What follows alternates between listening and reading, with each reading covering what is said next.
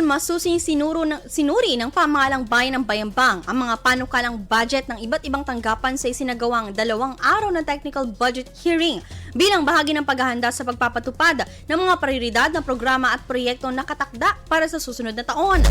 Sa pangunguna ng Municipal Budget Office o MBO, na dinaluhan rin ng Municipal Administrator kasama ang mga department head at kinatawan ng iba't ibang tanggapan ng lokal na pamahalaan ang nasabing pagpupulong.